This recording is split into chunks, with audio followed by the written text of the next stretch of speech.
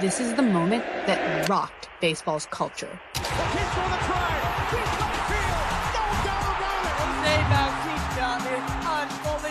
The homer that launched 1,000 memes. The Blue Jays' first postseason in 22 years. Surely this is why we watch sports. But not for some people. By the next day, the media exploded. Columns were written, hot takes spewed forth. Play the game the right way, they said. Respect the game. And without fail, the bats flipped, and the controversies followed.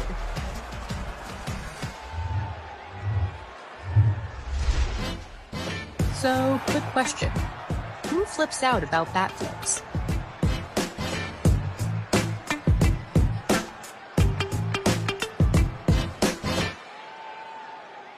In the beginning, there was baseball. And it was good. The game as we know it was codified in the late 1800s, all across the United States. But it wasn't the respectable endeavor we consider it today. Baseball was rough and tumble. And all too often, games ended in the 19th century version of this. Everybody will rush in and have a little bit of a heated confrontation. Alongside the official rules, another set of rules evolved. A set of implied, unwritten rules, decided on informally by the players to help avoid all that. The cardinal violation of the unwritten rules was celebration. The idea of celebrating an individual accomplishment was regarded as really against the unwritten rules of baseball. If you violated the rules and it looked to others in the stands as if you were actually having fun playing the game of Major League Baseball, you were labeled an eccentric, a rube, a hayseed, a Cyrus. It was okay to be angry on the field. They're showing some emotion in the dugout. Watch out. He's upset. But it wasn't okay to have fun. It's one of the weirdest quirks of baseball history that a stoic, emotion-free style of play developed in the late 1800s in MLB. And it didn't have to. Let's try this again. In the beginning, there was baseball. And it was good. So good, it started to spread. First to Cuba, then throughout the Caribbean, then Central and South America. By the first official World Series in 1903, leagues were developing all over the world, with distinct cultures different from the majors. Not to mention several Negro leagues within the United States. And while the official rules are all mostly the same no matter where you play, the unwritten rules, they vary drastically. In the Negro leagues, the only unwritten rule was that there were no unwritten rules. So if you don't want me to flip my bat, you better get me out. And it wasn't necessarily about showing up anybody. The Negro leagues understood that baseball was indeed entertainment. So when you went to those games, you were going to be thoroughly entertained. It was just celebrating what you had done. This is a tough game. When Jackie Robinson integrated MLB, he brought that joy with him. Sports writers at the time called it showboat baseball. Two baseball cultures, nurtured in isolation, clashed. The unwritten rules became a weapon to be wielded against the Negro League style. Jackie got thrown at with regularity. And I think a lot of that had to do with fear. It was only after the infusion of African American and Latin American players in the 1950s that more flamboyant styles came to be welcomed. Over the next 3 decades, baseball only got more diverse. By the 90s, Black and Latin players made up nearly 40% of the league. As their influence grew, they brought more of their individuality and personality to the game. So there's always been those players who kind of brought that Negro League swag. Rickey Henderson was the king of swag. Even as Ken Griffey Jr. became the game's biggest star, he was criticized for wearing his hat backwards. They said it was disrespectful. The game was changing. Not everyone was happy about it. And that's where bat flips come in. Bat flips have been around a lot longer than you might think. Benches didn't clear on this bat flip. That's Mickey Mantle, by the way. Or this one. Or this one. Bat flipping has always been against the unwritten rules in the US. Some players, especially veterans, just got away with them. So what changed? In 2001, a rookie Jimmy Rollins flipped his bat. Who could have known it would spark national outrage? Well hit, watch that, baby! Way out of here! You don't know what's an unwritten rule until you cross that line and someone says, this is not how you're supposed to do it. And I was always the person that asked why. Like, well, why couldn't I do it? I was never afraid to challenge an unwritten rule.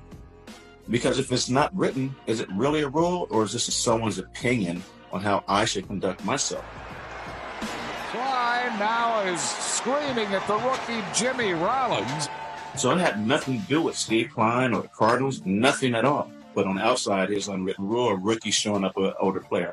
No, it wasn't like that. And they said something to me, and I was like, you know what, I really don't care.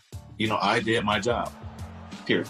Bat flipping was getting more common across the league, with the loosening of the unwritten rules going back to integration.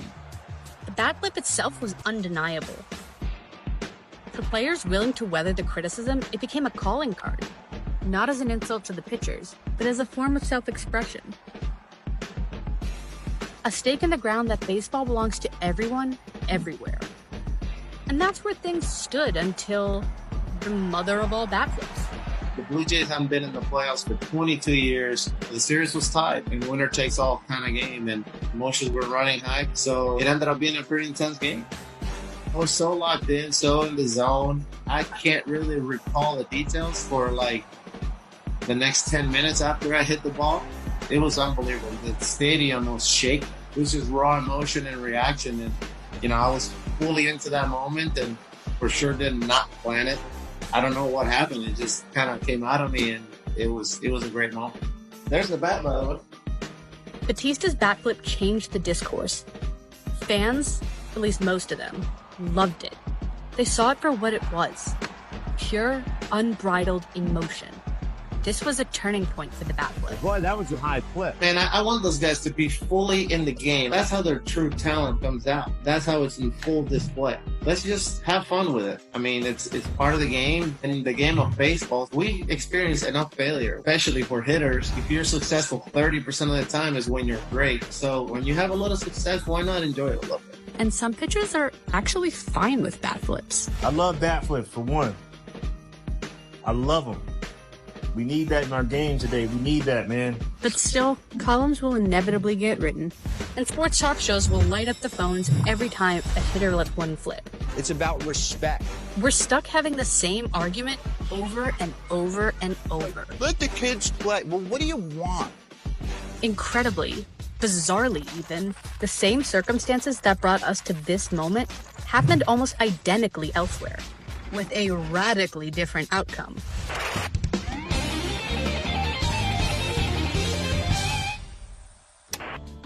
Early parts of the league, the thinking of the way to play baseball in the KBO was due to the Japanese influence. It was very put your head down, routine. Until one player changed everything.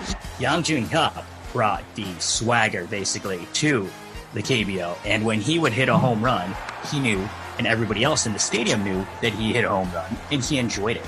He would flip his bat, and he would basically make the home run for the fans. He knew that the fans were celebrating to have a good time, and he wanted to put on a show for them. He goes, I'm an entertainer, I need to entertain them, and that was his way of doing that. Yang Jun-hyuk didn't play in the Japanese style. After he hit a home run, he threw his hands in the air, flinging the bat. It may sound crazy, but in that bat flip, Yang formed a new identity for Korean baseball. We call him the godfather of bat flips. After many years of seeing him do that, more players started to loosen up on the field, or even pitchers showing a little more exuberance on a strikeout. When you think of the KBO, I think of bat flips, and when I think of bat flips, I think of Yang Jun-hyuk.